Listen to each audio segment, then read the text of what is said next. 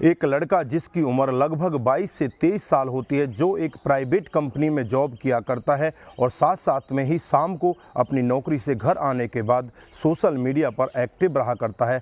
लगभग 2 से 3 घंटे वो सोशल मीडिया पर ही बिताया करता है। धीरे धीरे ऐसे ही समय बीतता रहता है। एक दिन उसके पास एक फ्रेंड रिक्वेस्ट आती है। फ्रेंड रिक्वेस्ट भी विदेशी महिला की होती है, जिसे देखकर वो एक्सेप्ट कर लेता है। धीरे धीरे पहले उसके बारे में जानकारी लेती है और समय ऐसे ही बीतता रहता है। धीरे धीरे वो एक दूसरे के करीब आ जाते हैं और वो विदेशी महिला अपने देश यानी भारत में आने के लिए तैयार हो जाती है और 1 जनवरी 2023 का दिन मुकर्रर किया जाता है। उसके बाद उस लड़के के साथ में कुछ ऐसा घटता है, अगर आप भी पूरा मामला सुनेंगे तो एक बार के लिए आप दंग रह जाएंगे और सोचने के लिए मजबूर हो जाएंगे कि ये किस तरह का जालसाजी थी, ये किस तरह से लोगों को फंसाया जा रहा था। आइए दोस्तों जानते हैं पूरा मामला क्या था। नमस्कार, जय हिंद। आप देख रहे हैं APH न्यूज़ राहुल रावत के साथ। तो दोस्तों आज की जो मैं हकीकत की घटना आपको बताने जा रहा हूं, उत्तर प्रदेश के ग्रेटर नोएडा से सटे हुए एक गांव के एक लड़के की हकीकत की घटना है, जिसका नाम समीर होता है, जो उत्तर प्रदेश के ही सिटी एरिया में एक प्राइवेट कंपनी में जॉब करता है और जॉब करके अपने घर वालों का अच्छे से गुजर बसर किया करता है। धीरे धीरे ऐसे ही समय बीतता है। वो जॉब से अपने घर आता और उसका सोशल मीडिया पर एक्टिव रहा करता है। शाम को करीब 6 बजे से लेकर रात को 10 बजे तक सोशल मीडिया ही चलाया करता है। एक दिन का वाक़या होता है, पलट रहा होता है, तो उसी समय उसके पास एक फ्रेंड रिक्वेस्ट आती है। फ्रेंड रिक्वेस्ट भी एक विदेशी महिला की होती है, जिस पर नाम लिखा होता है कैथलीन और एक बहुत ही सुंदर फ़ोटो लगा होता है और जो अपने आप को लंदन की प्रोफाइल दिखाती है और उसमें लिखा होता है कि ये कल्चर ब्लॉगर है, कल्चर में बहुत ज़्यादा अपना विश्वास रखती है, तरह तरह के कल्चरों की जानने पहचानने वाली है।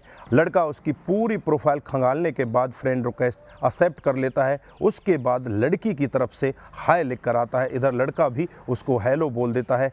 धीरे धीरे वो एक दूसरे के साथ बातचीत करने लगते हैं। जो कैथलीन होती है अपने बारे में सारा कुछ बताती है, इधर इस लड़के के बारे में भी बातचीत करती है। इससे पूछती है कि तुम क्या करते हो। लड़का बताता है कि मैं प्राइवेट जॉब करता हूँ। कैथलीन बताती है कि मैं एक ब्लॉगर हूँ, मैं कल्चर में विश्वास रखती हूँ, मैं तुम्हारे कल्चर को जानना चाहती हूँ, तुम्हारे भारत में क्या होता है, किस तरह का कल्चर है, उस सब के बारे में मैं जानकारी चाहती हूँ। धीरे धीरे जो बात एक कल्चर की तरफ से हो रही थी, वो बात धीरे धीरे अब फिर इनकी आपसी होने लगती है। एक दूसरे के बारे में पर्सनली भी जानकारी लेने लगते हैं। वो जानकारी इस तरफ बढ़ने लगती है।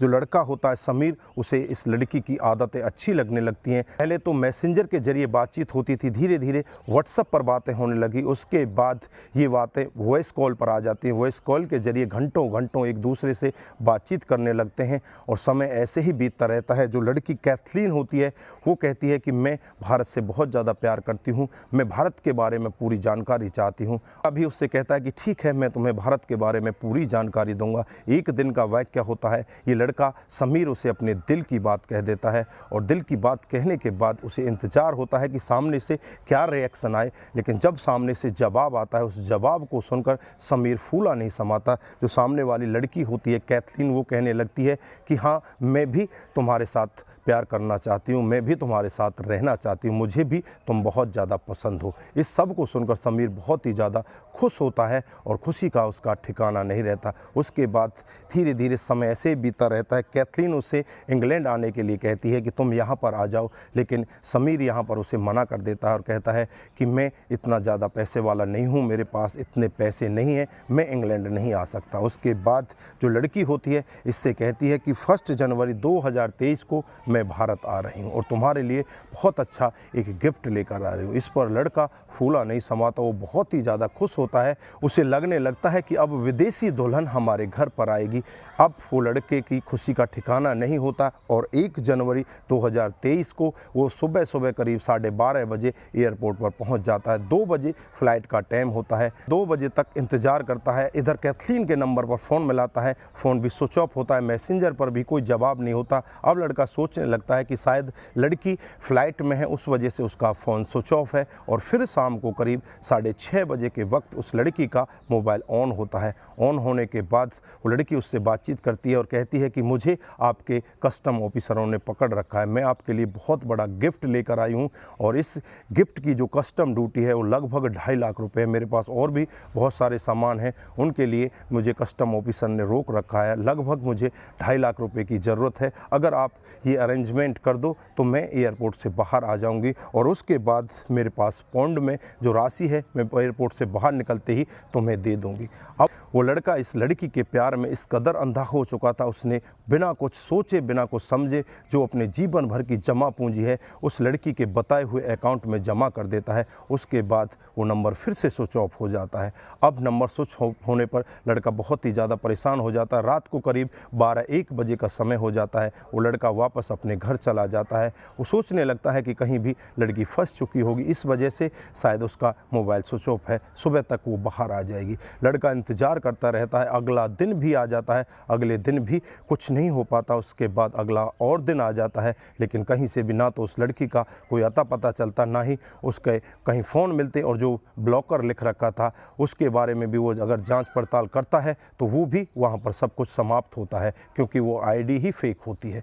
उस लड़के को समझ में आ जाता है कि उसके साथ में बहुत बड़ा फ्रॉड हुआ है। कई तरह के हनी ट्रिप जो चले हुए हैं, इसी तरह का ये भी एक फ्रॉड है। इसमें लड़की उसे किस तरह से फंसाती है। हिसाब से जो लड़की अपने आप को विदेशी बता रही थी वो विदेशी नहीं होगी, वो हमारे देश की ही रहने वाली होगी और वो अपने साइबर क्राइम को अंजाम देने के लिए इतना बड़ा फ्रॉड कर जाती है। उस लड़के से 2.5 लाख रुपए ऐंठ ले जाती। अब उस लड़के का रो रो कर बुरा हाल है। उसके माँ बापों से भी जब बातचीत की जाती है तो माँ बाप भी यही कहते हैं कि लड़का हमसे यही कह रहा था कि विदेश से मैं बहू लेकर आऊँगा, लेकिन अब वो क्या लेकर आया, वो 2.5 लाख रुपए उल्टा गवा देता है। तो दोस्तों, इस घटना से हमें शिक्षा भी मिलती है कि हम ऐसे ट्रिप में, ऐसे जाल में ना फंसें।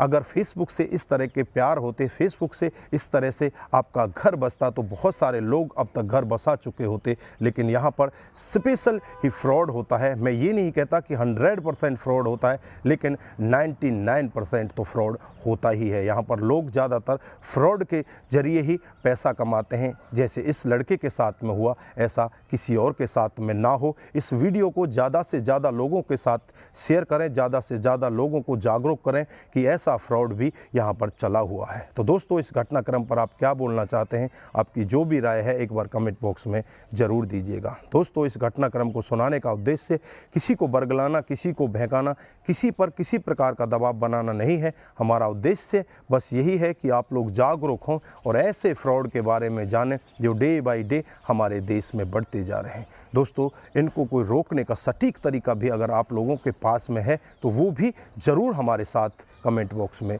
शेयर करके जाइए। तो आज के लिए बस इतना ही। फिर मिलते हैं किसी नए मोड के साथ। तब तक के लिए आप अपना ख्याल रखें, अपने परिवार का ख्याल रखें, सतर्क रहें, सावधान रहें और ऐसे क्राइम को अपने आसपास ना होने दें। नमस्कार, जय हिंद,